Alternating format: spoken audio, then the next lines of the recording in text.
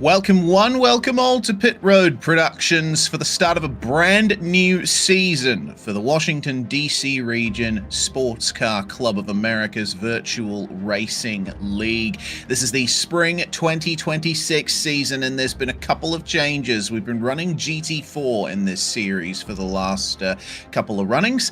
And now it is multi-class. We have got the Porsche 911 Cup car and the Toyota GR86 Cup car running in two separate classes for the first round here at Road Atlanta. And we have a great turnout in both classes. It's going to be fantastic to see how this affects the racing, who we're going to see rise to the top in their respective classes. We may see certain drivers not be able to run away with it as they have in the past, but it remains to be seen. Bringing it to you live here on the Pit Road Productions YouTube channel, it is myself, Reese Gardner, with Daniel Zippy Salmon beside me in the commentary box and doing basically everything else to get this broadcast off the ground. Zippy, yeah, it's been interesting preparing for this. It's the start of a new era, I would say. A little bit of an uptick in pace with the Porsche 911 GT3 Cup, but also the Toyota GR86 providing some very intense slipstream battles too. Yeah, definitely this new 911 Cup car has been very, very popular among the service. And don't get me wrong, the old one was known as a little bit of a widowmaker, ladies and gentlemen. Certainly in the braking zones, it was a little bit of a bipolar personality, you could say. Some days you'd be good, other days it would just absolutely wipe you out. And indeed, that's why some of the top esports drivers did compete in the iRacing Porsche Cup as well. Certainly, you know, 8K, 9K, 12K, it wasn't uncommon to see these guys driving that particular car. Even Red Bull had a couple of drivers in there as well, ladies and gentlemen. But certainly, you know, it's definitely a more challenging vehicle in comparison to the GR86. Now, GR often considered a little bit of an entry-level car. Actually, Keanu Reeves, ladies and gentlemen, have you ever seen John Wick? Hell of a film, great job there by Keanu Reeves. But he actually races in one of these in real life as well, and he's not bad. But don't get me wrong, if you're not a celebrity like the rest of us, I know me and Reese are an exception to that, but if you're not a celebrity, by all means, take one of these out for a spin. It's kind of confusing in some ways, I find, as a car, because it has like Miata level of performance, but with like GT3 levels of grip. It's almost a little bit unsettling almost. It takes a bit of getting used to, and indeed it's been quite popular with a lot of people coming into iRacing as well. I got my boss into iRacing. He actually enjoys racing it, ladies and gentlemen, but fair to say he does have a lot of development to do in his sim racing career yet. But certainly the multi-class is going to be interesting. I'm glad to see it come back as well. And then not only that, my biggest concern whenever you do multi-class is driver participation. Right now we've got 32 drivers in the field, ladies and gentlemen, and indeed it's pretty much almost smack on bang even split between the two of them. Reese, I have a feeling we're going to be in for a hell of a treat. And then not only that, look where we are, ladies and gentlemen, with the Princess approved track of Road Atlanta, one of my personal favorites. But Reese, you know what's coming. Yeah. Let's see indeed where we are and indeed where we're going to be going for this season of Washington District SCCA iRacing League. Indeed, Road Atlanta for the first round. Summit Point we're going to next week, and then Hungaroring and Imola, plus a special event to round things off for February. Last season we did Formula V's at Long Beach. I'll be interested to see what we do this season. Aragon plays host to the sixth round with Motorsport, Laguna Seca, Donington Park, and VIR rounding off the regular season, and another special event to cap things off for round 11. It's quite a packed schedule full of fantastic circuits, and I'm looking forward to every single one of them. This is going to be such a fun time, Zippy. And obviously we don't have any points to go over, but yeah, aside from that, the drivers are out in qualifying. I believe now would be a good time to thank the partners, sponsors, and supporters of the Washington DC Region SCCA chapter. The local vendors supporting their club in many ways, including helping them to set up this virtual racing series. OG Racing is the official motorsports safety gear and equipment supplier to the Washington DC region, staffed by racers for racers. OG stocks everything from helmets, driving suits, shoes and gloves, seats, data systems, and top quality brake pads from PFC, Hawk, and Paget. With over 35 years of supporting racers, OG Racing has earned a reputation for providing exceptional customer service in the industry, staffed by an expert team that ensures you have the gear you need to go fast and stay safe. Visit their 1,200 square foot warehouse in Sterling, Virginia. Well, ladies and gentlemen, definitely a huge thank you to them. But let's not forget the people over at Radial Motorsport, ladies and gentlemen. Indeed, Radial Tire Company has been proudly serving the DC area since 1976, providing quality tires and exceptional service. Renowned as a premier specialist in hard-to-find performance tires and wheel applications, they stock tires ranging from top manufacturers, from trucks to sports cars and racing machines. Their mission is to maximize your vehicle's potential on the road and the track. Ladies and gentlemen, the best bang for buck you can spend in going faster in terms of equipment for your car is always going to be tires. Absolutely. Thank you to Radial Tire Company for providing such. Since for over 30 years, RP Performance has been at the heart of racing as a neighbor to Summit Point and standing out as the premier race car shop specializing in street and track Mazdas. In addition to track support and transport, RP is a full-service shop helping drivers with their racing and other track event needs.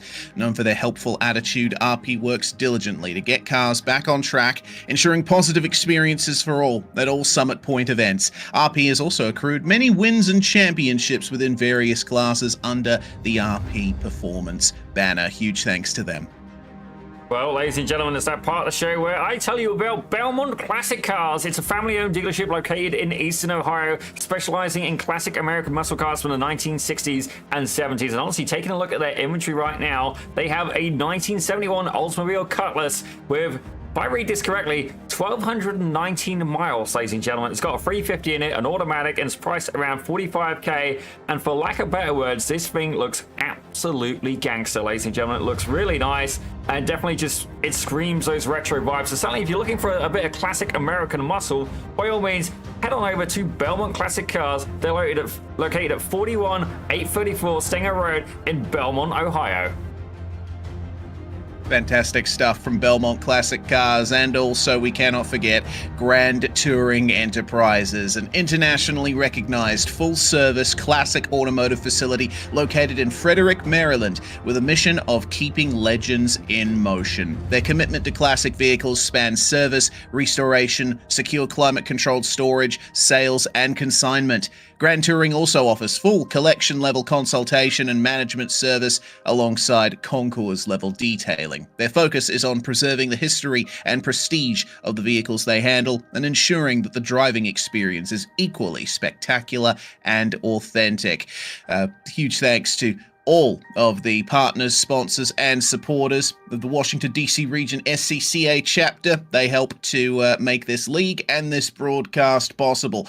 And we are about a third of the way through qualifying now, Zippy. At the moment, Wojtek Heidecek, Wally, is currently the pace setter in the Porsches. He almost topped practice. He's very competitive in the Porsche 911 Cup car. At the moment, the Toyota GR86 Cup class is headed up by the number 44 of Franz Hansen. And there's still plenty of the session left to go. Well, just before we get into the qualifying, ladies and gentlemen, we're actually going to do for the first time ever a public service announcement here on Pit Road Production. Now, don't get me wrong, a lot of you do use Discord, ladies and gentlemen. There is quite a number of Discord accounts been hacked, varying from people over at setup shops, broadcasters, broadcasting software, and indeed, quite the variety. So I just want to give you all a heads up. Listen very carefully, ladies and gentlemen. If you get somebody writing into a private message to you asking for a favor and wanting to send you an executable file, do not open it, ladies and gentlemen. Do not open it. It's malware, and we've seen multiple people come victim of this. Just please pay attention. If you're unsure, don't open it, ladies and gentlemen. By all means, send it to me. Well, send a screenshot of the message to me, ladies and gentlemen. I'll have a look at it for you. I will happily tell you if this looks suspicious. Just if you're unsure, don't open it, ladies and gentlemen. Just a little bit of a public service announcement from us here over on Pit Road Productions. Yeah, indeed. There's been some spam going around recently. A couple of other people I work with in the Aussie scene have fallen victim to a couple of scams of that nature. So be aware, stay vigilant, and make sure that you keep your online presence safe. Well, for the moment, we still have Wally Heidecek and now Michael Montello on top of our respective classes. And as you mentioned, Zippy, some fantastic turnout in both of our classes today. As you said, an even split pretty much of these cars, with over 30 drivers turning up for the first round. It's going to be so exciting.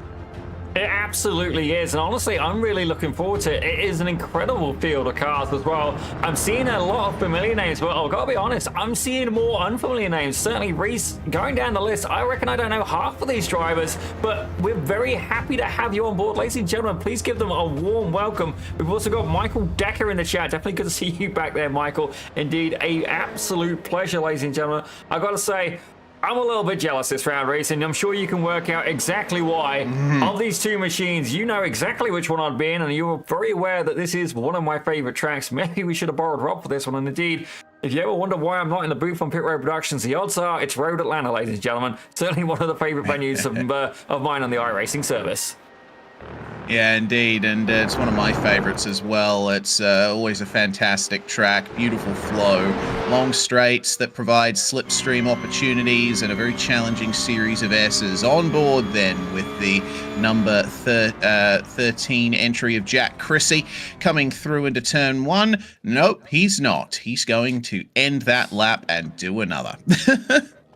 Well, ladies and gentlemen, in typical Pit Road Productions fashion, let's see if we can find you guys another driver here that we can get an onboard lap. We have quite a few of them coming to a stop here. You have to wonder who else we got available. This could have potential, though. That is Adam Koback, ladies and gentlemen. Let's see if he goes for another flyer. All right, so across the line, does he stick in it coming into turn 1? It looks like he is. No, he's not. Yeah, he's just backed off again, but, well, it looks to me like he's going to be coasting around on this particular lap. The drivers get 4 laps to set their times for the grid here, and, well, he's going to be taking a bit of an alternative route. Don't worry, Zippy, we'll get our opportunity to see a full lap of this track, but, yeah, it looks like majority of the drivers are finishing up their runs, actually. There's only a couple that are still out there on laps. I think Cooper Van Horn probably about to start his final lap in the number 1 Porsche. So let's see what he can do. Oh, definitely good to be here, and indeed to see the return of Cooper Van Horn. He drove the Mustang in last season, ladies and gentlemen, certainly in the GT4 class. But right now, you can see him there, 155 mile an hour as he goes and puts the brakes on, drops it to about 110, and makes his way around turn 1, up the hill, through the left-hander, a blind crest, ladies and gentlemen. It's like he's doing rally driving. Got to really get aggressive with that curve there. Take too much, you'll get an off-track and potentially a slowdown. Take too little, and you'll be compromised through this S section here as you make your way through the S's. Crucial exit here. You've got to use all of it, ladies and gentlemen, to get the up my pace. Maybe a little smidge more, but certainly it is a high-risk corner as he makes his way down towards the double right-hander and the back straight. Yeah, turns 6 and 7. I love this sequence. There's a little bit of camber there to that right-hander before you got to slow it right down for turn 7. The exit of T7 is one of the most difficult parts of any circuit on iRacing for my money. I always end up losing a bit of time on the back straight, messing up the exit somehow. It looks like a simple enough corner from the air, but it's far from it. Same goes for 10A and 10B down here, breaking through the dip. The Porsche 911 GT3 Cup car now has anti-lock brake system and traction control, so I'm sure the drivers are going to be using some of that to its full capability. Balance the weight on the front end through the final corner, make sure that you get across the line without going onto the grass, and that's an improvement for Cooper Van Horn at the end of the session.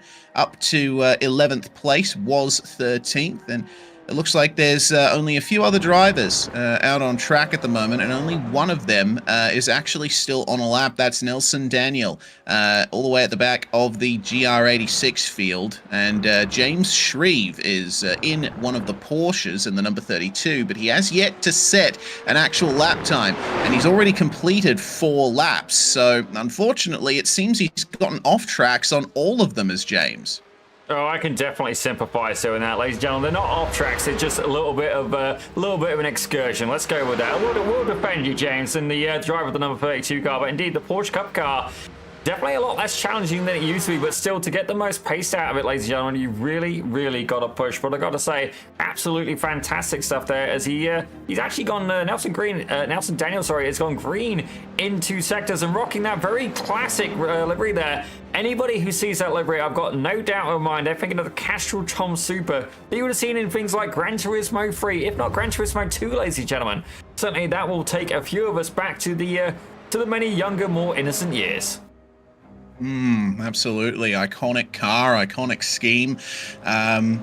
I honestly, I know that historic stuff on iRacing doesn't get as much publicity and as much participation as other categories, but I would love to see some early 2000s Super GT Japanese Grand Touring cars on iRacing. I think that would be absolutely mega. There's so many cars that I'd love to see, and sometimes seeing schemes like that reminds me of that. But with 3 minutes to go, looks like that's everyone having set the grid for qualifying. And question is, with Jonathan Crane having a little excursion of his own there in the number 18 Toyota. James Shreve not setting a time. He is classed behind all of the GR86s in qualifying. I wonder if that's going to be the same on the actual grid, whether or not we're actually gridding everybody by class today. Yeah, definitely. I'm not entirely sure how you would deal with that in the settings, but what I do find particularly interesting about this graphic we're looking at right now, Jonathan Crane actually went purple in Sector 2, ladies and gentlemen, so no doubt he's got more pace available in that car. The question is he going to be able to deliver it on qualifying? I'm thinking for this lap, probably not, after having that little bit of an excursion there. Indeed, enjoying all of the track, ladies and gentlemen, and even a little bit beyond the asphalt surface. But right now, we can see we've got multiple people returning. Zerolef back in the chat. I'm sure you've got another name as well. My memory escapes me, certainly. Already the chat looking fantastic. We must have had 10, 12 messages in there. Loving it over here in the broadcast booth. Yep, we've got a very active little squad with us here on Pit Road Productions, turning up for most of our broadcasts now, which is fantastic to see. And if you're here today, we hope that you're going to enjoy the show to come. I'm sure we will too up here in the booth. It's a bit of new territory for WDCR. We of course have had the GT4 category being the class of choice for this series for the last couple of seasons running, but now a little bit of a change up, slightly more difficult cars to drive, at least in terms of the Porsche Cups, and a few drivers now coming to the fore on pace. There's been some big changes up the front of the field, but we have a lot of our usual suspects still here today. Yeah, there is one particular name that we are missing, ladies and gentlemen. Certainly, if you've seen him here, you'd understand pretty much where you'd expect him to be. DJ Alessandrini not making an appearance tonight, ladies and gentlemen, and definitely would have been interesting to see where he would have stacked up in terms of which car he would have chose. I'd suspect he'd have gone for the Porsche, but one thing I am particularly happy about, ladies and gentlemen, we don't just have one Montello. We've got two. Michael and Anthony have indeed returned as a pair, ladies and gentlemen. Honestly, the first series we ever did here, broadcasting with WDCR, they had these beautiful BMW M2s with both with retro paints but with a flick of chrome in them, and it was without a doubt the most beautiful combo ever. Yeah, we also have Mike Leader returning from previous seasons, the likes of Jack Chrissy, Raul Iriarte, Kevin Zhu, Klaus Wood, Andrew Lunsford. We have a few newer drivers in the GR86s, Anthony Diaz, Pax Rolf, Nelson Daniel as well. It'll be interesting to see how they stack up against our other competitors. It's time for the grid, though.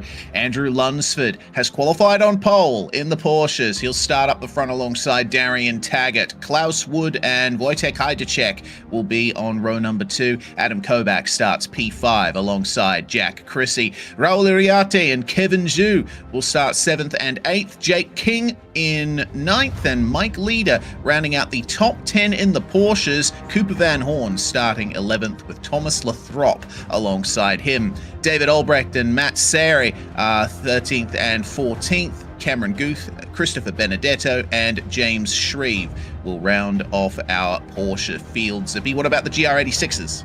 Well, starting in the lead of the GRs, it's going to be the one and only Mr. Michael Montello with Brent Sheikloff there in second. Colin Denner is going to take third with Franz Hansen in fourth. Anthony Montello top fifth with Paul Darling in sixth. Mark McLuey, he takes seventh with Jonathan Crane in eighth. Moving a little bit further down, ladies and gentlemen, Timothy Homan, look at another new driver. He's just joined the Discord as well. Thank you very much for doing that, and indeed for the message I got, making sure you got an invite for it. Absolutely. He's going to be there in ninth with the GR class with Brian Taylor in 10th.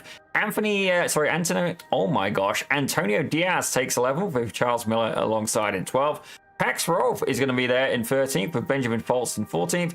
Nelson Daniel there in 15th, and it does appear that James Shreve will indeed have to start from the back of the field. That is a definitely an expensive error there from qualifying. Yeah, it's going to be difficult to make his way past the GR86s on lap 1. They're going to be going green at a different time to the Porsches. The Porsches will take the iRacing green flag, and then the Toyota pole position car will start anywhere between the pit entrance and the start-finish line. That's going to be how things work out here. Just to ensure some separation between the classes. How that affects James Shreve remains to be seen, but we will see them pull away coming into 10A and 10B and get the season going. Absolutely fantastic stuff, ladies and gentlemen. Indeed, we've got a Porsche for a pace car on this occasion, and indeed, it's going to be an absolute belter here. Andrew Lunford is going to take it away for us, as indeed, I'm honestly so jealous. I would love to be doing this convo, ladies and gentlemen. Porsche Cup car, Road Atlanta, I'm 100% there for it, but indeed, it's going to be an interesting battle, especially with the multi-class, as Lunford hits the gas. He does indeed. The Porsches are away, and it looks like Lunsford will have a clean run into turn 1. It looks like a clean start from everybody there. They've managed to give each other the necessary room. The GR86s have started off, and it's a clean start from Michael Montello as well. We have James Shreve already attempting to make up some track position on these other cars that he's technically not racing against. But Montello has a lovely lead for the moment, and it would appear only a few changes throughout the field in terms of position. We have in the Porsches, Jack Chrissy making up spots. He's just made his way past Wojtek Hajduczek and into 4th. He is the hard charger for the moment, but not for long. Oh, dearie me, that is bad. A run through turn 7 going completely awry, and Hajduczek has unfortunately fallen by the wayside all the way to the back of the grid after starting P4.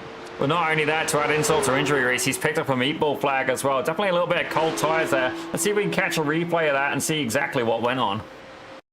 Yeah, so Wally getting the short straw and all of that. He was attempting a pass there in turn 6 up the inside of turn 7 and contact, and both cars ended up spinning, and then he got some hits from drivers coming up behind. That's just an unfortunate incident for lap 1 of a 30-minute race. Fortunately, he has made his way back to the pits, and so he should be able to get the car repaired and back out there in due course.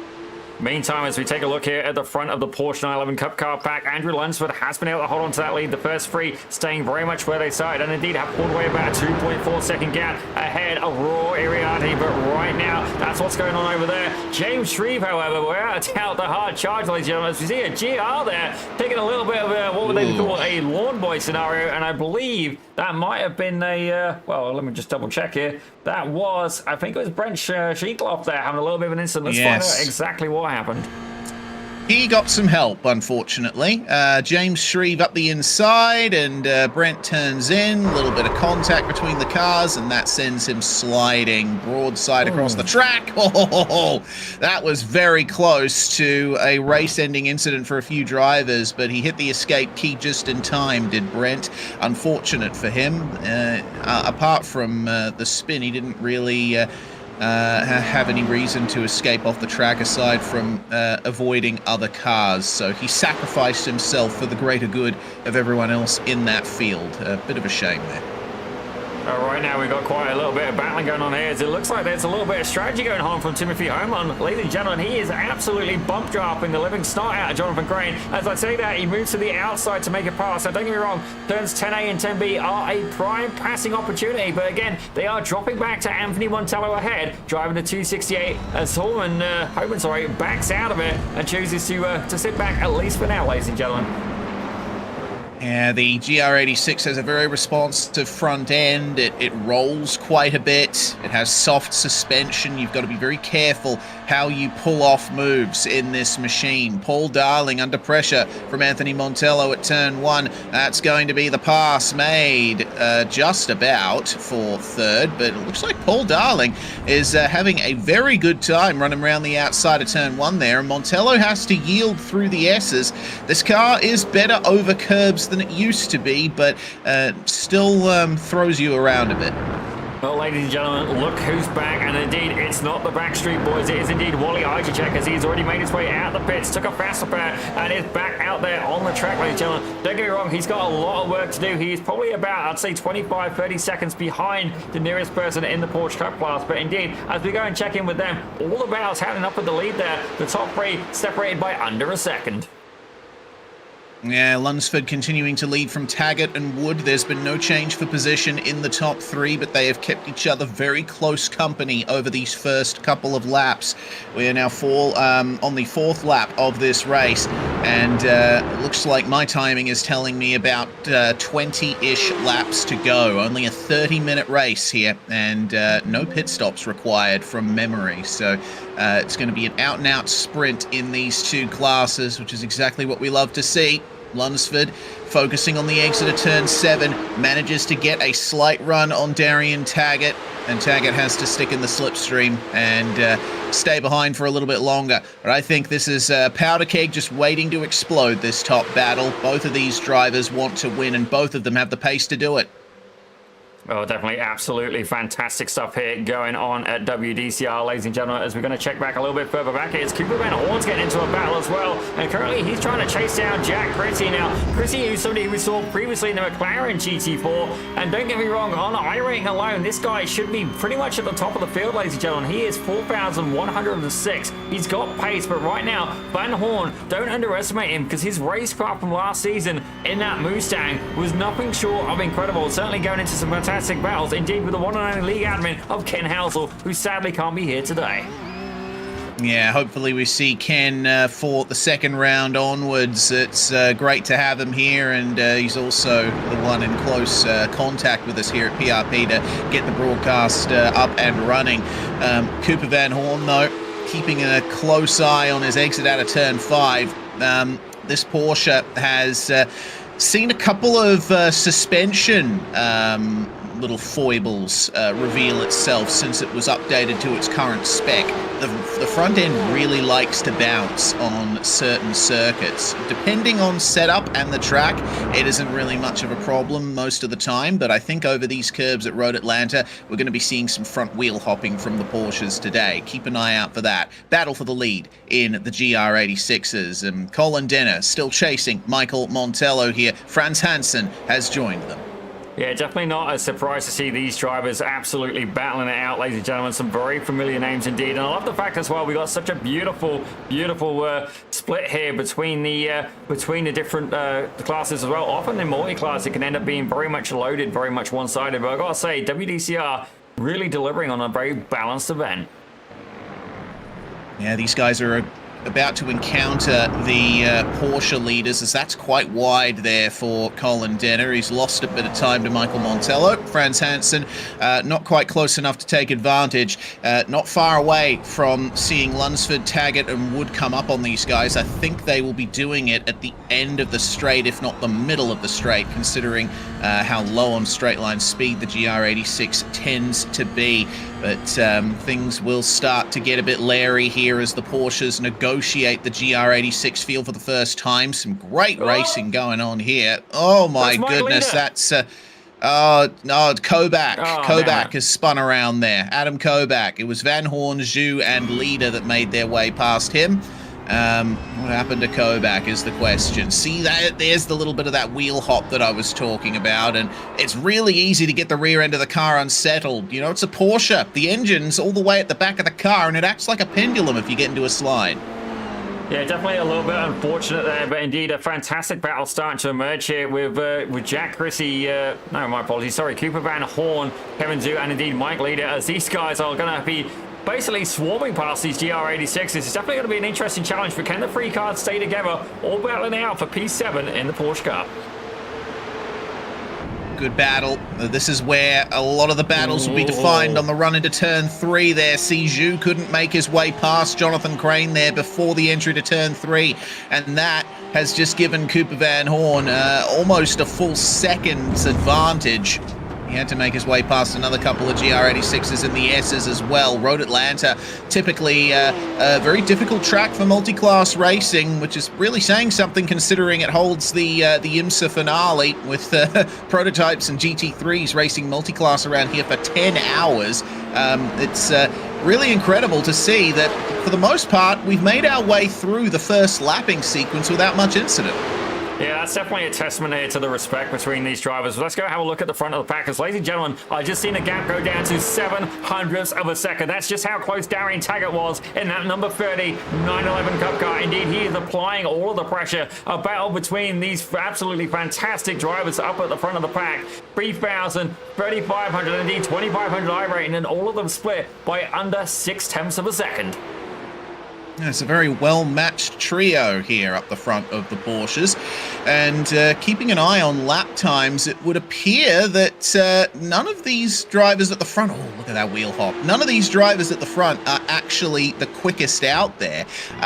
They were setting times a bit faster than those behind, but Raul Iriarte is catching up to them there. You see him in the multicolored yellow and orange machine here. He has the fastest lap of the race at a 1:18.5. The only drivers that have been able to get close to that are Jack Chrissy, Cooper Van Horn, and Kevin Zhu. The guys in front of him, their fastest laps all in the low 1:19, so I think he might be challenging for the lead soon. Speaking of Zhu, defending from Mike Leader. Yeah, absolutely fantastic battle going on between these drivers. Indeed, Kevin Zhu very much putting the work, and Mike Leader, no slouch either. And I gotta say, I'm a little disappointed to find that we didn't get a Listerine livery here on that Porsche. Certainly, it's almost become the guy's trademark. But you know who else is missing, Reese? Where's Dylan Newhart this week? I miss having the comic relief area in the middle of the show. Yeah. Where are you, Dylan? Get it together. Come here next round. Ooh. David Albrecht with some technical issues as Adam Kobach makes the pass for P11 and runs a little bit wide on the exit of 10B. That'll give the position back to Albrecht potentially, but it doesn't quite happen. Has to back off through the final corner, and it seems his internet dramas are continuing. Antonio Diaz, meanwhile, making a pass there. Mark McLuey, the driver that he made his way past there, and now sets his sights on Charles Miller, the battle for 8th in GR86. We've had quite a few battles turn out from that first lapping sequence. Our top 3 in both classes together, top 4 for the Porsches, and there's battles going on for pretty much every position here. This is for 12th. Yeah, absolutely fantastic stuff between these two drivers. It just goes to show, ladies and gentlemen, there is indeed battles happening throughout. So I believe that might be Wally Hydricek trying to make his way by, ladies and gentlemen. But don't quote me on that. Indeed, it looks like Benjamin Foltz and Pax Farrell having an absolutely fantastic battle. But you got to wonder, how's the multi-class going to end up being there for him as well? Definitely adds an extra set of challenges there, as Charles Miller has picked up a yellow flag, and to see a good amount of dust being kicked up as well.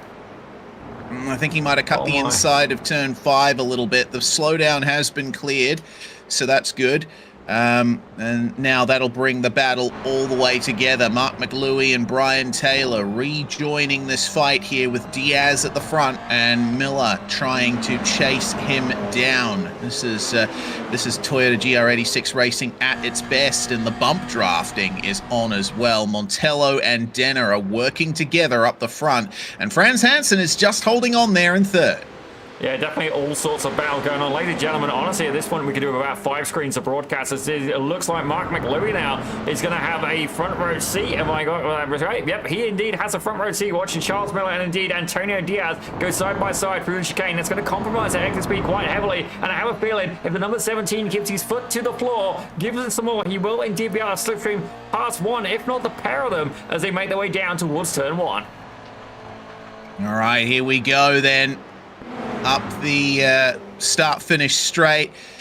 It's only just a small tap of the brakes, turn 1 in the GR86s. You got to brake a little more substantially in faster cars, but if you get the exit right, maybe you can swing it up the inside of turn 3. Not quite.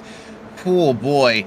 The battle between Diaz and Miller really intensifying there. Brian Taylor has a front row seat to all of it, flat out through these S's, and then braking over the curb, another small tap. Carry as much speed as you can through turn 5, and it looks like a lot of drivers are actually being quite conservative with that exit curb. It's usually one of the places where you run the widest around here. Well, I gotta say, Reese, we are going to be no shortage of action going on here, and I'm absolutely loving this. Ladies and gentlemen, Jake King now getting into it with Jack Chrissy right behind him. And I gotta say, you can really see the curb hopping, as you were saying earlier, from these Porsches. Definitely the car I would take. Don't get me wrong, the curb hopping can be a little bit inconvenient at times, but it does add to the drama of driving the car, which to me is enjoyable, ladies and gentlemen. Generally, if a car is a pain to drive, I seem to think it's more of an art that needs to be refined, but right now, multiple battles happening throughout, and I've got to say, it's going pretty well so far. This is the front of the Porsche field, ladies and gentlemen, about 6 tenths per second between them all the way down to P6, ladies and gentlemen. That's 6 tenths per second between pretty much all of them. Jake King being a little bit closer there with Jack Chrissy very much in tow as they make their way past one of the GR86s. Looks like a bit of a breakaway from Andrew Lunsford at the front there. Meanwhile, Adam Kobach and Matt Sayer are driving with a reasonable amount of room being given to each other. Matt yielding in the end to Adam as they make their way down to 10A and 10B. I have to say, pretty much all the passes that I've seen so far have been clean and respectful, but let's see how close these two guys get. Jonathan Crane and Timothy Homan, and Crane absolutely ripping it round the outside of turn 5 there to keep the position. I got to admit, at a race start, I can understand seeing people side by side there. Now, definitely not what I was expecting, but I'm glad. You know what? That was so good. Let's see it again. Yes, indeed. So, Crane actually making the move here, gets alongside in the latter part of the S's, and Timothy Homan compromised on the apex there. Crane was just able to keep the momentum up and fling himself by. That's actually quite an impressive pass. We don't usually see passes happening at turn 5 full stop, let alone around the outside. Yeah, I'm definitely more of a challenge accepted kind of guy, and fair play to him indeed. We've got Jason Rhodes in the chat saying Mike Leader is pretty much out of uniform, ladies and gentlemen. He should indeed be in a classic BTCC livery, as that's a little bit of a wiggle there from the blue car of Antonio Diaz. He definitely got a little bit of twerking action going on, ladies and gentlemen, and indeed, everybody had the dollar bills ready for if that car had an untimely end, but right now you can see one of the Porsche Cups, two of the Porsche Cups making their way by. Indeed, battles happening throughout. Ladies and gentlemen, we are absolutely spoiled today. We are indeed, and we seem to have missed a change for the lead as well. Andrew Lunsford has given it up to Darian Taggart as they are lapping the GR86s again. It has caused a little bit of drama. Lunsford, it appears, was backed up a little bit at the very end of his 11th lap behind a GR86, and Taggart was right there to pick up the pieces. Well, I'll tell you what, let's take a look here at a replay. Good catch there, Reese. Here you go. There's the GR86s, and indeed side by side as well through turn 1. I mean, you can do it, but it does get a little bit risky, ladies and gentlemen. Certainly my colleague Reese, he can relate to this, but indeed Taggart able to get the move done. Yeah, managed to keep the momentum up down the start-finish straight, and despite a small fight back from Lunsford, wasn't able to get back past. So Darian Taggart is now your leader in the Porsches, and by the biggest margin we've seen yet. 1.8, 1.9 up to 2 seconds now as Lunsford and Iriarte try their best to negotiate the GR86 packs here. There's a lot of headlight flashing going on. And I'm sure quite a few drivers who have had a few scary near misses. Klaus Wood, he qualified well, but is down a couple of positions from where he started. If he can get back past Jake King and Raul Iriarte up ahead of him, then he'll be more or less net zero for positions in this race. But it's turning it into a very close battle here as Iriarte is compromised on the exit of turn 5, and it appears that Jake King might be having some trouble as well. No, that's a lap car they're making their way past. I think that might be James Shreve. Yeah, that was honestly, I've never seen a Porsche Cup car race so close. Ladies and gentlemen, how many cars have we got together here? There must be at least 6 or 7 cars all fighting out for the same bit of real estate, ladies and gentlemen. And it is absolutely fantastic entertainment. It's a little bit challenging as a commentator when you end up being like, you know what, I want to drive this. But when the action's this good, it becomes a lot more difficult. As it looks like Klaus Wood starting to eye up a pass here to try and get back that position from Jack Chrissy. We have 11 and a half minutes remaining and 9 laps to go for the Porsches. And this is where the money starts to be made. Zhu and Leader trading positions for the Porsches. Meanwhile, Colin Denner still chasing Michael Montello for the lead of the GR86s. They have, I believe that's Thomas Lathrop up behind them at the moment, if not James Shreve. That's an incredible run out of the final corner there for Denner, but he knows as well as anyone that if he makes the pass now, that just leaves the opportunity open for Montello to pass him right back. The slipstream is that strong in the GR86. Yeah, I definitely think he's waiting for the right opportunity there. As I see Klaus Wood has picked up a slowdown, ladies and gentlemen. But right now, I've got to say, Charles Miller and Antonio Diaz have been going at it the whole race with Brian Taylor pretty much hanging back. I think he's waiting for something bigger happening side by side around turn 1. Ladies and gentlemen, policy free wide. They're thinking about it. This could have ended in absolute catastrophe. Brian Taylor goes, no thank you, I'm good. Throws the anchor out the rear trunk and absolutely drops one, trying to get back and stay away from this fight. Yeah, smart move from Brian Taylor there. 3 wide into turn 3 never ends well. Jake King has passed Andrew Lunsford for second, meanwhile, in Porsche. And that's going to be a big change for the podium positions. Our pole sitter is slipping back in these final stages. Yeah, that's a big slide there from King. Whew. This is how the move was made. But keep an eye on the replay here coming out of the final corner and watch Jake King's car control here. Well, if we get a reaction from Reese like that, it's got to be good, ladies and gentlemen. And, no, that's okay, not too bad. He was flirting with the limits of grip, and certainly it may have been a brown flag moment, but I think it's fair to say he's not quite needing a change of shorts. Maybe just a wipe of the brow. Yeah, I mean, I admit it doesn't look like much from the outside, but having driven this car a little bit, I know that if you're in a slide like that, it's a bit, careful. Regardless, King's managed to hold on to the position over the course of this lap. Raul Iriarte still has potential to finish on the podium here. He is still chasing Andrew Lunsford. Yeah, honestly, if ever there was a point for a screaming goat noise, that was definitely it, Reese, and I wish I had one on hand. It would have been absolutely fantastic. But right now, you can see these Porsches ahead are going to be battling it again. Raw Iriarte going to be the camera car for this one. Does that look like a little bit of contact, ladies and gentlemen? And Raw Iriarte is going to potentially come away with a position out of this as they go side by side around the final turn. And Iriarte, literally nowhere he can go as they're still going side by side. The battle between Lunsford and King is getting spicy. Connection issue there for King, and indeed the battle continues. Yeah, Iriarte backing out of it. He knows that if he tries to get involved with this, it's just going to cause more drama. He's going to let things play out here between Lunsford and King. Lunsford. Yeah. Oh, here we go. That's the wheel hop issue that I was talking about there. Bit airborne on the front end for Jake King. The wheels were turned when it hit the ground again, and he sort of swung back around the other way. That's demoted him to 5th, and now it could be 4th getting back here with Klaus Wood having trouble out of turn 5. But man, Jake King, a bit of a lucky escape there. Yeah, that definitely, that I'll agree was a brown flag moment, ladies and gentlemen. Indeed, the GOAT was screaming on that one, but right now, I've got to say, Darian Taggart, he's almost been unleashed, ladies and gentlemen, has absolutely ran away with it, about 5.8 seconds ahead. He's doing a DJ, ladies and gentlemen, let's go with that, but right now, Andrew Lunsford has not been able to shake the rest of the pack. He started strong in P1, he's had great pace today, and indeed, he's opened that gap up to about half a second, but is it going to be enough? As further back, Klaus Wood looking to try and start fighting back with Jack Chrissy very much in tow. The battles are so close here at the end of this race. Everyone from 2nd to 6th in Porsche is really getting their battle on here. Chrissy could find a way past, but the GR86 is going to complicate that a little. Very similar position to what Iriarte was in on the previous lap. 2 drivers ahead battling for position. If you're the 3rd guy and you're just watching from behind, yeah, opportunities might present themselves, but the nature of this track means you have to back out and try somewhere else.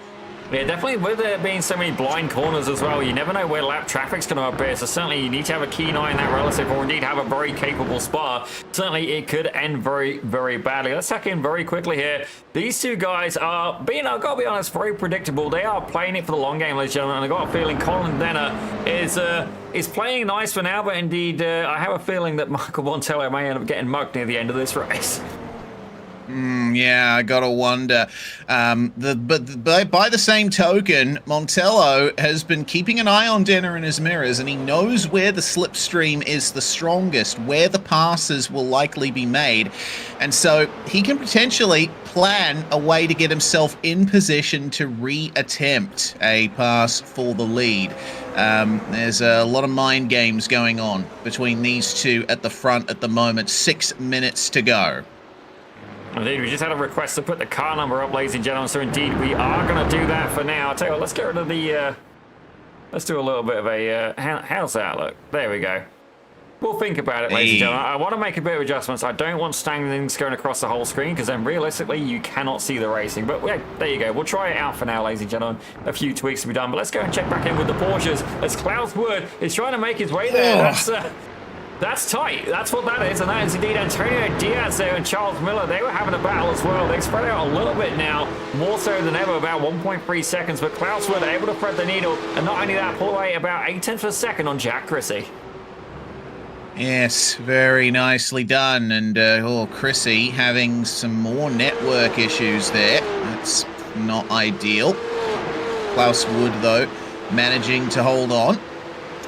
And looks like he'll be keeping eyes forward for the moment. Side-by-side battle there. That's the leaders, I think, in GR86. Montello and Denner.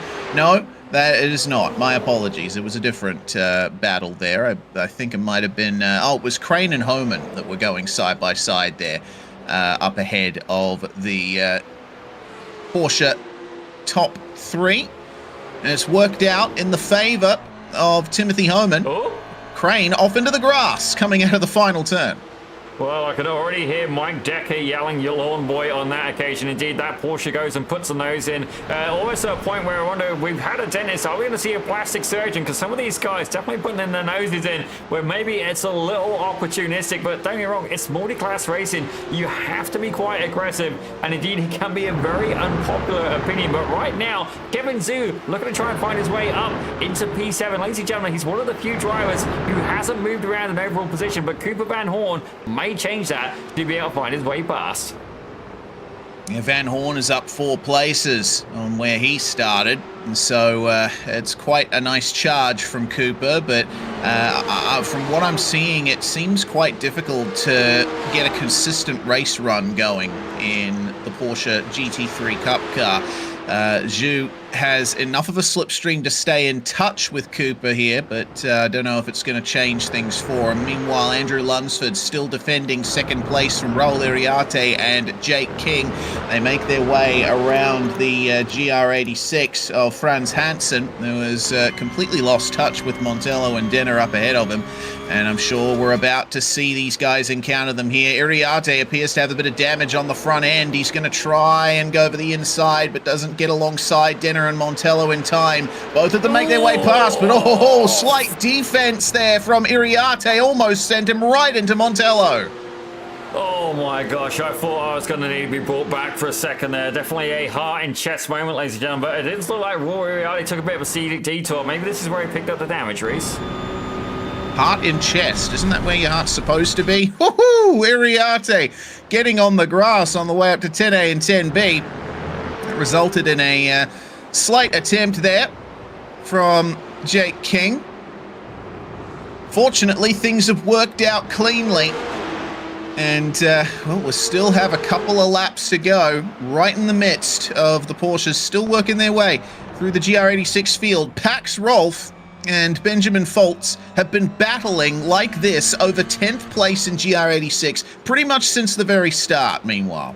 Yeah, absolutely fantastic stuff. And indeed, honestly, not everybody is the same skill level here, ladies and gentlemen, and I can definitely relate. There's some leagues that I've gone and honestly, it's been Road Atlanta.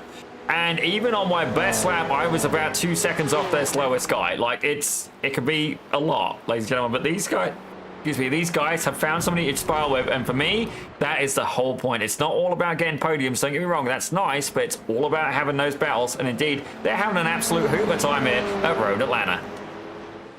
Someone who's not having a hoot is Klaus Wood. He's beached in the gravel at 10A. Oh, the number 6 was running very well in the Porsche GT3 Cup field, but something's gone wrong for him here. Potentially a hardware failure. Just went straight on in the braking zone.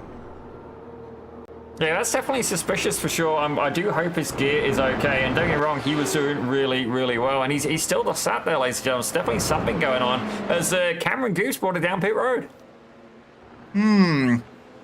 Problem there for Cameron Guth. I'm looking at the entry list. I don't see a black flag next to his name, so I'm not sure what's happened here to Cameron. Potentially has some damage that he has to serve. Meanwhile, battle for second place goes around the stricken Klaus Wood. And it looks like the final lap is beginning here for our leader, Darian Taggart, up ahead of Andrew Lunsford. So we only have one more lap of action here for round 1 of the spring 2026 season of the WDCR SCCA Virtual Racing League. Back out on track is Cameron Guth after that pit stop. And unfortunately, he seems to have sent Raul Iriarty wide at turn 3. There was a little bit of miscommunication between those two, and it looks like Iriarty's lost touch with the battle for second. Yeah, let's take a quick look there. I think Iriarty, honestly, just a little bit surprised. You wouldn't be expecting a car to come out of the pits, and indeed, definitely unfortunate there. But you know what? He's still looking at a P4 overall, ladies and gentlemen. It's not a bad day at the end of the day. No, certainly not. A great finish for the first round of the season. But how about Darian Taggart? He was racing behind Andrew Lunsford for the majority of this race, but making a very critical move halfway through to take the lead, and he has been able to hold on to it since, even extend the gap. He's out there by nearly 5 seconds at the moment. Darian Taggart out of the final corner then with a GR86 re-entering the racetrack ahead of him. That was a little bit interesting, but checkered flag is out, and Darian Taggart is your first winner in the Porsche class of the season, with Lunsford and King completing the podium spots. The battle is still on for the lead in GR86, though. It looks like Montello is finally facing off against Colin Denner. Well, ladies and gentlemen, we had a good feeling this was going to happen. Indeed, Montello has been sat in that top spot the entire time, but is he going to be able to hold on to it? I think Klaus Wood just managed to tow back to the pits as well. So our scenic Porsche is going to be absent from the turn 10A and 10B, but right now, side by side, ladies and gentlemen, Denner has got the lead. Montello is going to feel absolutely mugged at this point, but is there going to be enough real estate left for him to try and find his way in front? The grid line very, very, very close to the start, and you can see there, I've got to say, well played by Colin Denner, but my sympathies there to Michael Montello. He was very much mugged at that, and we had a good feeling it was going to happen. Yeah, that was an action-packed race. Oh, still an action-packed race here as Timothy Homan and Jonathan Crane appear to have traded spots back out of 10B there. Don't know if that was a coming together at all. Looks like it was. Oh, dear. That's not how you want a race to end, but I think it was just a bit of miscommunication. They did have one of the Porsches in the midst of them there, so that complicated things slightly. But Man, just to tell you how action-packed this race was, Andrew Lunsford in the text chat says, I just burned like 800 calories. So, yeah, quite an action-packed race there, Zippy. A great way to start the season. Yeah, definitely. You know what? If you're going to work out and it happens to be by sim racing, I'm down for that. Certainly, if you want to do it a direct drive wheel, it's going to do more for you. Honestly, you're going to have guns like Arnie after that if you crank the sucker up. Indeed, I turned mine down. It's a complete waste of money for me because I'm, for lack of better words, I'm too much of a wimp to really apply enough pressure to it, ladies and gentlemen. But certainly, what an absolutely phenomenal first round. Like, I had good feelings going into this, but despite that, my expectations have been blown away. WDCR, always good quality racing, always good camaraderie here, but I wasn't ready for that much intensity on battles, and I gotta say, we were in for a treat tonight.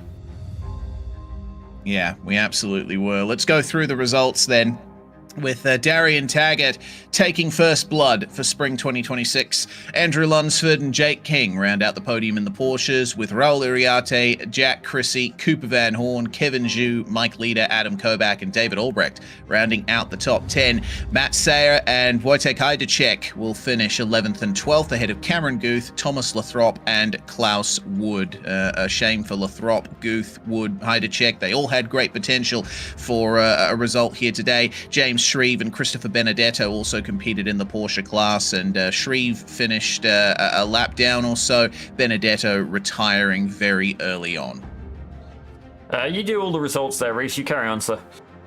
Colin Denner takes victory from Michael Montello in the GR86s. Franz Hansen finishing third, with Anthony Montello and Paul Darling battling for fourth place in that class there in the end. Jonathan Crane and Timothy Homan working things out on the final lap with a bit of contact. Antonio Diaz finishes ahead of Pax Rolf and Charles Miller to round out the top 10 in GR86. Nelson Daniel, Brian Taylor, Benjamin Foltz unfortunately falling by the wayside at the end, with Mark McLuey and Brent Schneekloth rounding out the field. Unfortunately, Brent was only able to make it 2 laps into the race. Hopefully he has a better time going forward. With that, Zippy, it looks like we have Colin Denner in for an interview, our GR86 winner. Well, you carry on, sir, by all means. Indeed, it is an absolute treat to speak to this man, and indeed, you're going to do a fantastic job of it. All right, Colin Denner with us then, and that was quite the battle that you had with Michael all the way through there, Colin. It was all about waiting to make the pass in the end.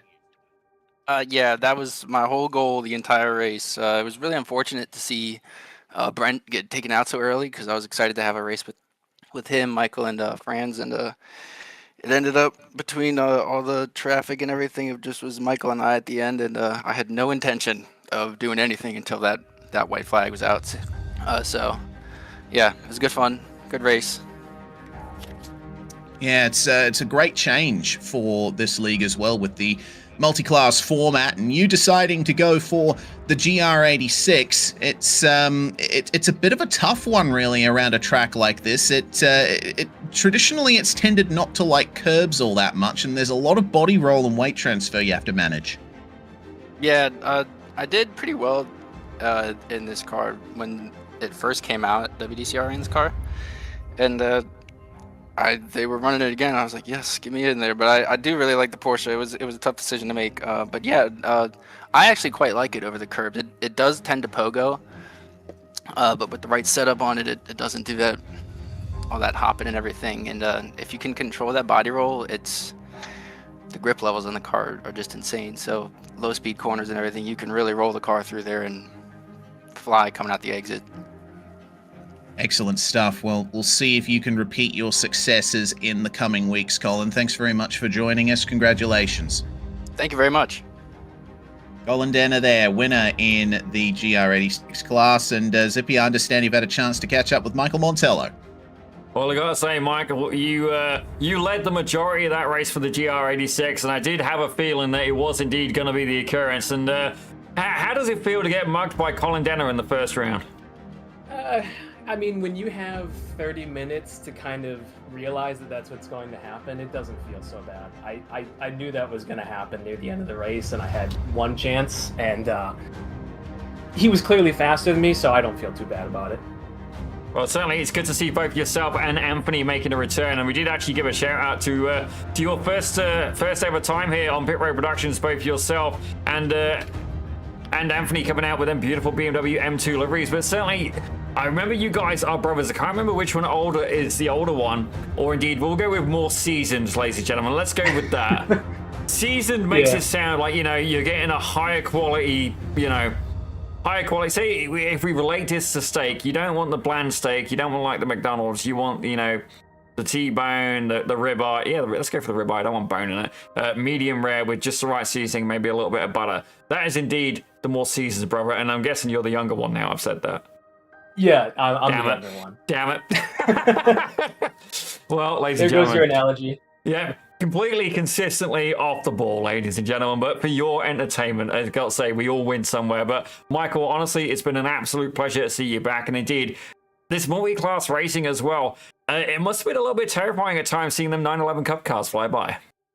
Yeah, the closing speed is really scary, and there's certain parts of this track where if somebody doesn't play patiently, it can get really dicey. Thankfully, most of the people played pretty nice, and yeah, I was expecting it to be more trouble, but I had a pretty trouble-free race, and it wasn't too stressful, which is good because I was, you know, struggling enough just to keep it on the road myself. I didn't want to make a huge error and lose the lead that way. So, yeah, I'm looking forward to the chaos that it's going to bring later in the season. But yeah, surprisingly, everyone was very respectful tonight. It was great racing. Yeah, I gotta say, we did shout out as well the WDCR crew, very, very respectful amongst each other as well. And I gotta say, Michael, it's great to have you back here in the booth, but we are indeed gonna have to bring this show to a close, ladies and gentlemen. I have a feeling you guys started a little bit later today, but don't hold me on that for sure. But I gotta say, absolutely fantastic stuff. Michael, by all means, you're here. You can help me close out if you like. Why not, buddy? Why not? But thank you very much for watching here on Pit Road Productions. It's been the WDCR SCCA Virtual Racing League. And joining me in the booth right now is the one and only Mr. Michael Montello, second place in the GR86. But ladies and gentlemen, my name is and always will be Daniel Zippy Salmon. Be sure to hit that like button, hit that subscribe button. Ladies and gentlemen, we are so close to hitting 1,000 subs. It may even happen in February. Ladies and gentlemen, I appreciate all the Valentines you guys haven't sent me, but if we could hit 1,000 subs, I could make peace with that. That's better than any roses. Maybe not better than the steak. It depends on the steak, ladies and gentlemen. But anyway, Michael, do the honors. Close this out, sir. Yeah, well, thanks again for everyone that's watching, and hopefully it was a fun race for everybody to spectate, and hopefully we'll see some of the same people out here next week for round 2. Fantastic stuff, ladies and gentlemen. Thank you very much for watching indeed. As well said by Michael Montello, and we will see you in 1 week's time for the WDCR SCCA Virtual Racing League, fueling motorsports passion since 1948.